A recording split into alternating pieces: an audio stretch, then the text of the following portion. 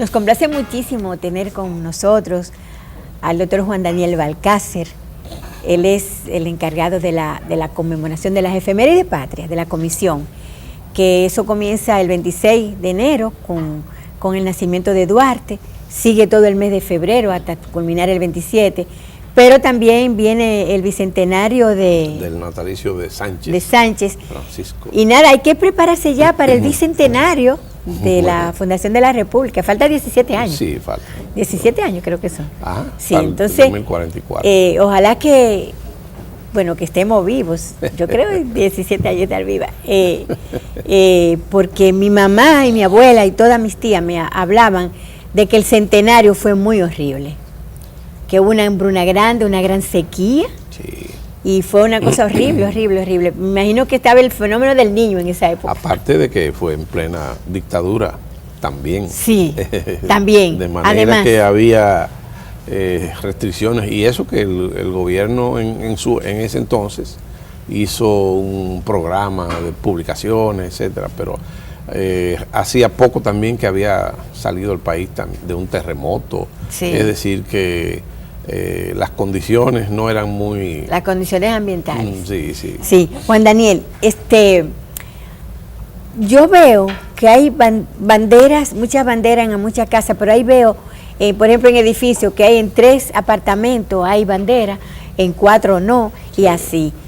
Yo me imagino, no pienso que tiene un matiz político. Parece que mucha gente piensa que poner la bandera es obedecer a un mandato del gobierno. Sí.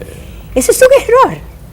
Hay que honrar nuestro símbolo, todo lo que los legaron los fundadores de la patria. O sea, ¿qué tú crees de eso?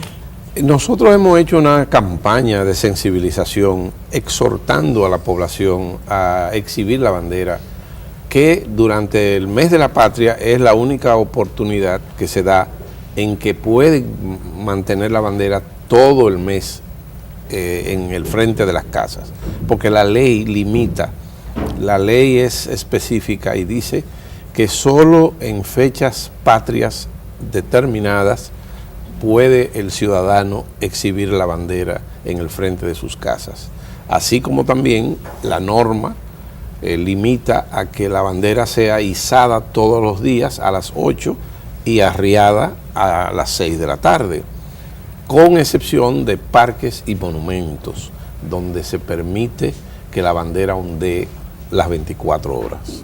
Pero eso es una ley. Y hemos logrado que la población se identifique y cada vez más aumenta el número de ciudadanos que exhiben la bandera. Pero también hay ocasiones en que tú ves esas manifestaciones patrióticas algo apagadas, y quizá hay algo de esa percepción, creyendo que si tú pones la bandera es algo oficial. Lo oficial lo cumplimos conmemorando las efemérides, porque aquí ha habido personas incluso que nos han cuestionado, ¿y qué se gana con estar recordando hechos del pasado?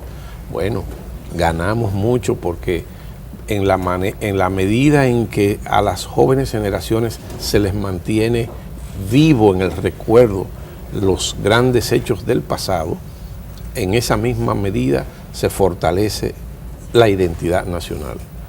Porque si tú no conoces lo que ha sucedido, ni el sacrificio de hombres y mujeres para que tú vivas en una patria libre, independiente, soberana, democrática, pues no tienes sentido y no te sientes orgulloso de pertenecer a ese pueblo. Y por eso las efemérides no solamente se recuerdan en la escuela, se recuerdan también en acontecimientos específicos, la independencia, la restauración, y efemérides. Quizá uno de los periodos de mayor actividad es el mes de la patria, pero efemérides se mantiene activa todo el año, porque después del mes de la patria tenemos el mes de marzo, donde conmemoramos 2 importantes efemérides militares. 19 y 30. 19 y 30. Después seguimos con abril, donde rememoramos uno de los acontecimientos más importantes del siglo XX dominicano, que fue la Revolución y Guerra Patria de abril del 65. mayo, entonces tenemos la conmemoración del ajusticiamiento de Trujillo y el inicio de la etapa democrática que hoy vivimos. Junio, recordamos a los expedicionarios del 59. Julio, la Trinitaria. Agosto, la Restauración. Septiembre, conmemoramos el natalicio de Gregorio Luperón en Puerto Plata. Noviembre, la Constitución en San Cristóbal. Y todavía en diciembre, el 22, estamos nosotros en San Juan conmemorando la batalla de San Tomé, que fue la última batalla de la guerra dominico-haitiana que selló la independencia nacional. Es decir, que es todo el año y siempre afloran también nuevos elementos. Hay también efemérides regionales, Sí. como la batalla de la Barranquita, que en Mao las celebran con razón como su más grande epopeya. Hay actividades en Cotuí que celebran, recuerdan a Sánchez Ramírez. Hay muchas Sí. efemérides. Hay toda una historia general y una historia local que contar. Es importante que la gente sepa que tener una identidad como pueblo y como persona es lo que nos hace en la aldea global, lo que nos distingue, lo que nos diferencia. Claro. Entonces, a eso no podemos renunciar. Yo creo que no podemos renunciar a nuestro símbolo. Y fue la grandeza de Duarte. O sea, darnos una nacionalidad, unos símbolos, una bandera, un escudo, un himno. Así o sea, es. todo lo que nos hace, lo que nos identifica como dominicanos. Esa fue una tarea grandiosa, porque antes no éramos nada. Exacto. Cuando en 1844 el pueblo dominicano era 120,000 habitantes. Y en ese momento Duarte creyó que ese pequeño conglomerado podía ser capaz de constituirse en un Estado libre e independiente, soberano y democrático. Llevar a cabo ese proyecto, cuando la mayoría de la gente de edad no creía en eso, porque entonces los mayores entendían que debíamos depender o de Francia, o de España, o de Inglaterra. Sí. Entonces, esa es la grandeza también de Duarte, esa fe inmensa que tuvo en su gente, en ese pequeñito conglomerado de 120,000 personas que estaban esparcidas en 3 regiones que parecían 3 países distintos, el sur, el norte, que había muchísimas dificultades para comunicarse. Imagínate, hasta 1920, ir de Santo Domingo a Santiago se tomaba 4 días, ir y volver otro periplo, porque no había ni siquiera comunicaciones de carretera, vías de infraestructura. Pero no hay que irse muy lejos, en el 70, por ejemplo, 1970, Sí. que yo vine para la capital. De San Francisco en Macorís aquí había que tomar 3 horas por la carretera malísima que Así estaba. es, sí, Era sí. era un camino vecinal, la autopista Sí, Duarte. sí. Entonces hemos ido evolucionando, Hemos avanzado progresando mucho, de 120,000 A 10 millones. a 10 millones, y yo lo mido por mis vivencias. En 1961, cuando ajusticiaron a Trujillo, éramos 3 millones. Sí, 3 millones de habitantes, yo recuerdo. Entonces, cada 10 años ha ido incrementando la población y el país ha crecido. Y nosotros, nuestra democracia, con sus imperfecciones, como las tienen todos los países, ha madurado. Pero todo ese esfuerzo que han hecho las generaciones posteriores, fortaleciendo las instituciones, desarrollando el sistema democrático, es un legado de Juan Pablo Duarte y de los demás. Pero como yo decía, somos perfectibles, o sea, podemos ser mejor. Las instituciones tienen que mejorar, las instituciones públicas, para que el Estado de Derecho realmente, ahí es que está la construcción. Claro. Eso es lo que nos falta, la construcción del Estado de Derecho. Así es. Hacia eso vamos, y qué bueno, porque está perfilado en la Constitución. Hay la responsabilidad, el compromiso de que así sea. Y le toca a las generaciones de ahora, no está de que tiqui, tum, oyendo música. No hay que pensar que Duarte tenía 25 años y pensó en un proyecto grande, que él no lo vio, pero lo estamos disfrutando nosotros. Entonces hay que pensar también en perfilar cómo vivirán nuestros hijos, nuestros descendientes hacia el futuro. Yo creo que sí. Entonces, déjame hacer un paréntesis. Hay que subir la bandera. Olvídese que eso no es un asunto de la política del gobierno, es un asunto suyo, de su identidad. Exhíbala con orgullo. Nuestra bandera tricolor, o sea, póngale en su casa. No porque Juan Daniel es patrimonio de todos. Es un patrimonio de todo. Olvídese de PLD, de PRD, de lo que sea. Ponga su bandera, que es su paño de identidad. Así es. Su pañuelo de identidad. Así es. O sea, sí, yo creo que sí que hay que hacer eso. Cuéntame, ¿qué nos queda en estos días por hacer? Bueno, en estos días continúan las ofrendas que se hacen en el altar de la patria. Ya el 27 de febrero, por mandato constitucional, el señor presidente acude a la Asamblea Nacional a presentar sus memorias. En la tarde terminamos con un magno desfile militar que se realiza en la George Washington, y luego, comenzando en marzo, el día 9, tenemos el 200 aniversario del natalicio de Francisco del Rosario Sánchez, que ha habido casi una gran coincidencia, porque ellos nacieron, con excepción de Duarte, que nació en 1813, Mella nació en 1816 y Sánchez en 1817. Es decir, nosotros estamos terminando el bicentenario de Mella, ahora comenzamos con el bicentenario de Sánchez. Y en el 3 hicimos el de Duarte. ¿Qué quiere eso decir?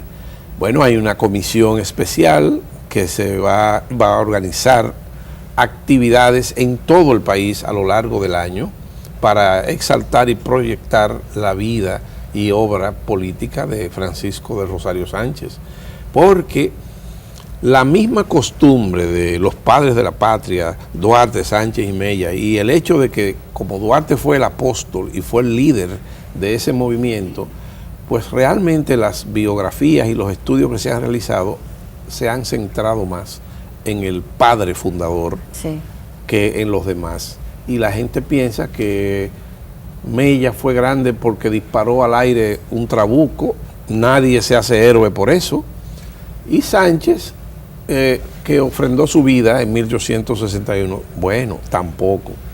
Lo importante que hay que destacar es la trayectoria revolucionaria tanto de Mella como de Sánchez. Los dos fueron héroes de la independencia y de la restauración. Son de los pocos próceres que les correspondió defender la soberanía, tanto en la guerra dominico-haitiana como frente a la anexión a España. Y mantuvieron también una conducta pública impoluta, siempre al servicio de su país, y cuando entendieron que la soberanía nacional estaba en peligro, ahí estaban ellos enfrentando al poder que propugnaba por anexionar la república a una potencia. En estos días me llegó por el WhatsApp como una proclama haitiana diciendo: muera Duarte, viva Toussaint. Eso vi. ¿Tú lo viste? Sí, lo vi.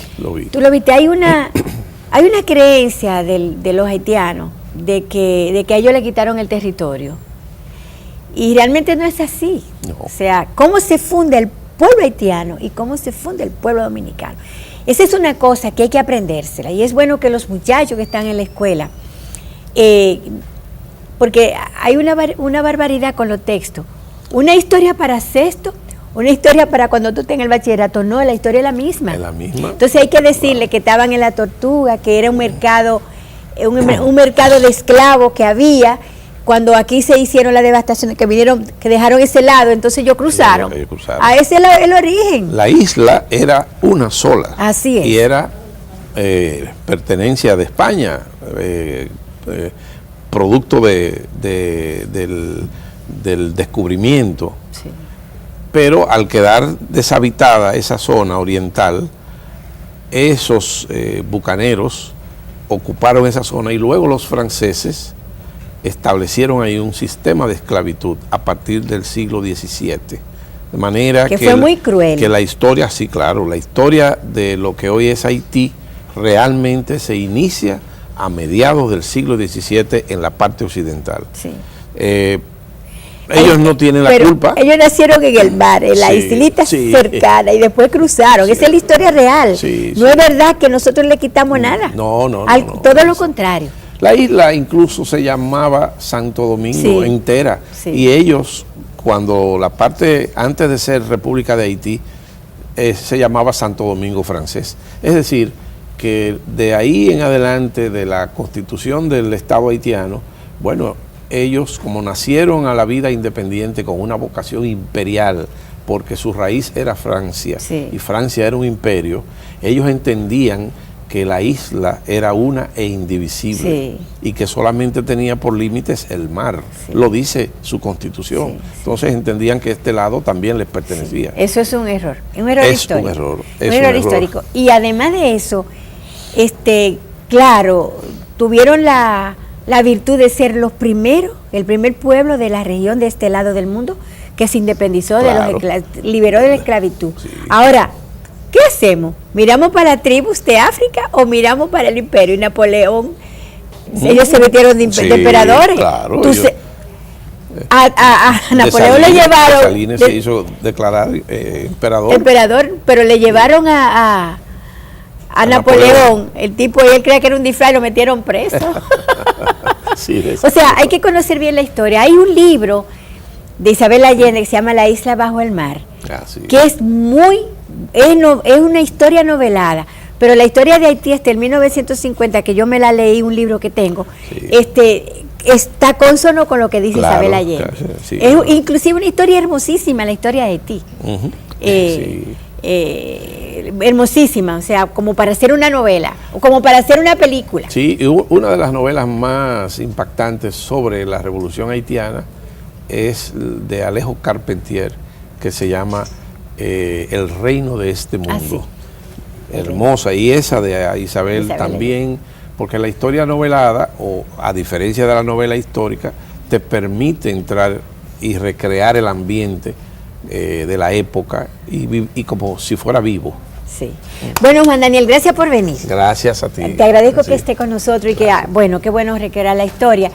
Y nada, tenemos que dar paso a Nieves Severino, que tiene Consumo Sabor, la clásica sopa de res con macarrones y tomate.